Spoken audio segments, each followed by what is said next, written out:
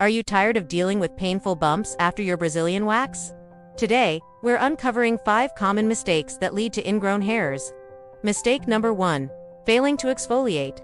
Without it, dead skin cells clog your pores, trapping new hair growth beneath the surface. To prevent this, use a gentle scrub or exfoliating glove 24 hours before your appointment to clear the path for the hair. Wearing tight clothes immediately after waxing is mistake number 2. Tight denim creates friction against open hair follicles, pushing hair sideways. Instead, choose loose cotton underwear and breathable clothing for at least 48 hours to let your skin breathe and heal. Mistake 3. Waxing hair that is too short. If the hair isn't long enough, the wax can't grip it properly. This causes the hair to break at the surface rather than being pulled from the root, leading to faster, prickly regrowth.